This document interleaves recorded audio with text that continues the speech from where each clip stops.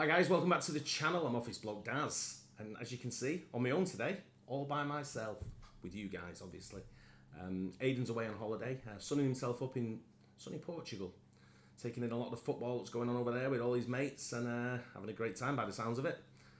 Anyway, couldn't let it go without doing Game 6, Stanley Cup. Incredible. I know the score, I know the outcome, obviously going to a Game 7. I was trying to get a couple of hockey guys on to do a watch-along for tonight's game.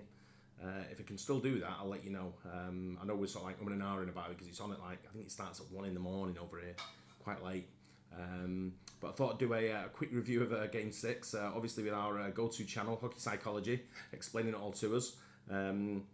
Titles it quite well actually. The NHL Stanley Cup Final has left us all speechless. I think I read somewhere, was it the first time in 82 years or something, that it's gone to a Game 7, where from a 3-0 down to a Game 7, someone could win it. I think it might have been Toronto, I think I read. But let's get into this anyway. Stanley Cup has left us all speechless. Have a quick review of Game 6, no doubt. They were 2-9-1, they were 0-3, and they will Monday night play a one-game showdown for the all. One of the mad things about this as well, which I've noticed, is like the goalkeeper, Bobrovsky, whatever his name is, just going into this so well, and he's bossing the first 3 games. Now all of a sudden, some of the goals that have gone in, was it 8, a 5, and a 5 or something like that? Incredible. The Marbles and the Stanley Cup. I can't believe this is happening. After having a 3-0 series lead and everyone being prepared to hand the Panthers the cup, the Edmonton Oilers have done the unthinkable and pushed a Game 7 in Florida. The entire NHL and its fans have been left speechless by what we're witnessing. The Edmonton Oilers have the Florida Panthers spiraling out of control. And now we're one Oiler win away from the biggest comeback and choke that the NHL has ever seen. Fair point, actually. Biggest choke as well. That's incredible. 3-0 up. That's madness. Now, I'm not going to lie. No matter how much I break down these games, I still cannot believe that the Florida Panthers have gotten to this point. At the beginning of this series, this Panthers team looks simply unbeatable. Their forecheck was wearing down the Oilers' D, Sergei Bobrovsky had become the complete embodiment of a brick wall, and Florida looked like they were going to easily stroll to their first Stanley Cup in franchise history.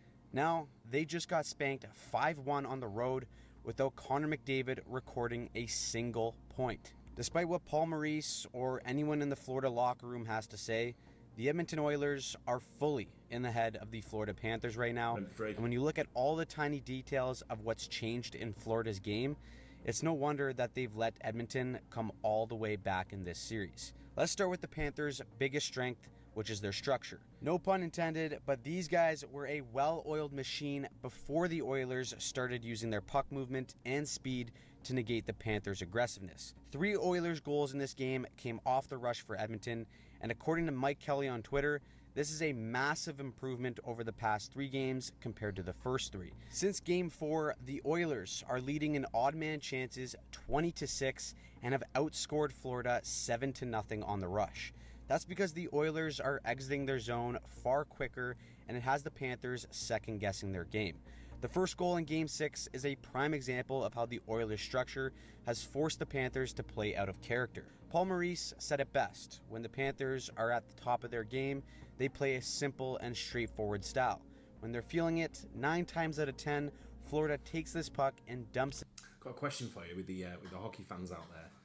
Do you think now, going into Game 7, does Florida Panthers guys stick with his coaching plan, how he's coached them for the first 3 games, or does he try and change it to combat what the Oilers are bringing to the game for a Game 7? What's happened in the last 3 games? Because if he changes it, are they going to, the whole sort of like tactical sort of like approach to it all, will it fail, or does he stick with it what he got for the first 3 games? Let us know what you think on that. It in without hesitation. Instead, Verhaeghe gets a different look to try and switch sides and feed Barkov, but the pass is in his feet, and all of a sudden, the Panthers' turnover creates a jailbreak for the Oilers. Draisaitl lays enough sauce to make a Nunna jealous, and Foegele buries to make it 1-0. Because the Oilers have been so effective at taking Florida's dump-ins and turning it into a quick breakout or rush, it has forced Florida to second-guess perhaps their best weapon, which is dumping in the puck and initiating that forecheck.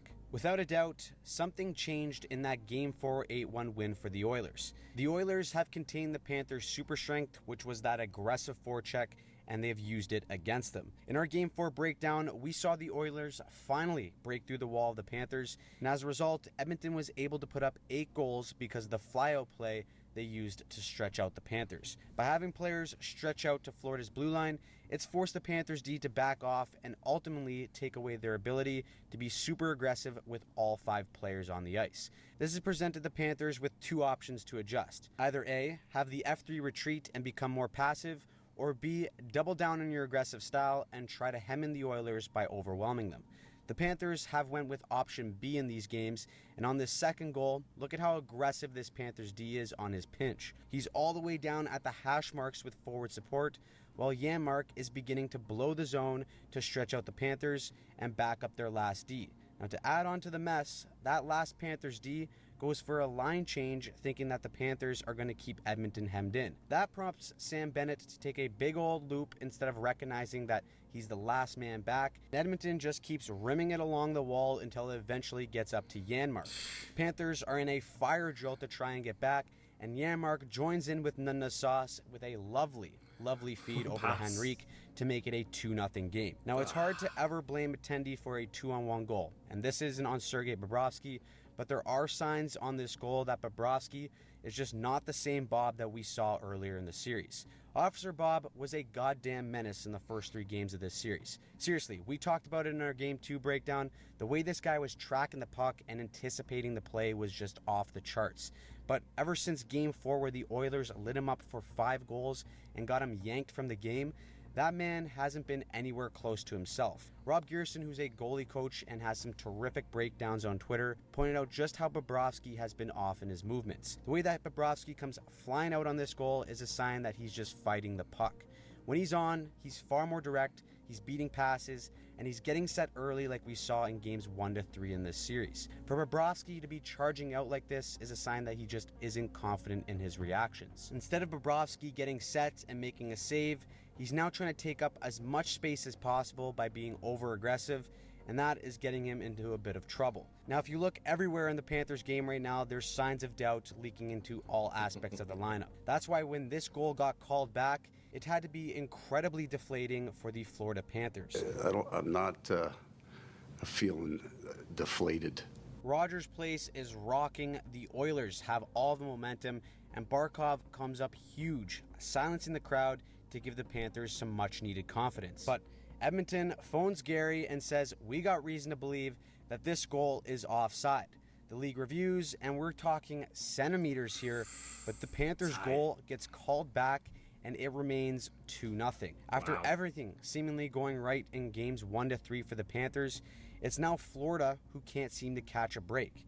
And you can just see that same frustration in goal number 3. The Panthers have good sustained pressure, and with the puck coming up to the point, Gustav Forsling has a choice. Either slap this puck low, maintain Florida's cycle game, and remain patient for a golden opportunity. Or he can try and sift one on net with traffic. Now, throwing it on net is never a bad strategy, but the very thing that has made the Panthers so good is their patience off the cycle and wearing teams down to the point where there's a big breakdown. Now, mentally, at this point of the game, the entire team is on the cusp of blowing a 3-0 series lead. They just had a goal called back, and their only thought is, we need offense. So instead of trying to stay patient and stick to their game, the outside noise and circumstances of the series makes Forsling try and force this shot. Guess what? It's blocked. That's a hell of a lot of traffic to get through, though, isn't it? You look at it, there's no way through. By Zach Hyman, he comes down on the breakaway and scores his 16th goal of the postseason. That is the most goals in a single postseason during the salary cap era, and the Toronto Maple Leafs said they didn't want him. But hey, At least they'll give Marner that 12 times 8 extension that he's been looking for. Now, with that being said, the Panthers did get back to their game in the third with this gorgeous goal by Barkov. Edmonton clearly wants to use the walls to go north and out of the zone as quick as possible, but Florida's game plan is to have layers on the wall to stuff the attempt and support the D if things go south. The Panthers do that on this play. The puck finds its way to Barkov, and the captain honestly does everything he can to try and spark his team. However, the storyline of this entire game would end up being the Oilers' depth. After going full-on beast mode in games 4 and 5, Connor McDavid didn't record a single point in this game. But guys like Foegele, Henrique, McLeod, Brown, Yarmark all had unbelievable games to carry Edmonton to the win. For a lot of years in Edmonton, the depth simply wasn't good enough for McDavid to win a cup.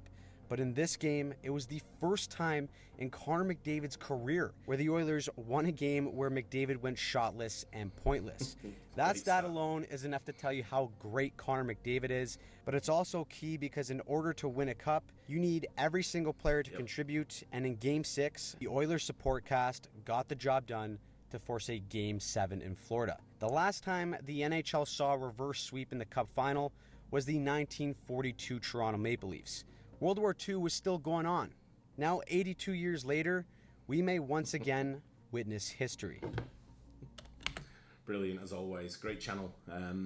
What incredible, absolutely incredible for any sport. So like going from a 3-0 lead, bringing it back to 3-3, taking it to a Game 7.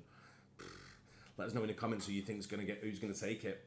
I'm going to go for. I mean, all momentum's pointing in Edmonton's favour, but it's in Florida, so home advantage. You know, crowd will be up for it. Obviously, it's a Game 7. We were talking about if you had tickets for Game 5 and 6 and 7. Don't know, you're regretting it type thing. Look what he's come to now. Incredible, brilliant. That. Let us know in the comments who you think. I'm going for Edmonton. I'm not sure who Aidan's going with. I'll text him, but he was going for Edmonton anyway. He may have changed his mind. I don't know. Hopefully, you guys enjoyed it as well. Looking forward to tonight's game, and I'll see you on the next one. Cheers.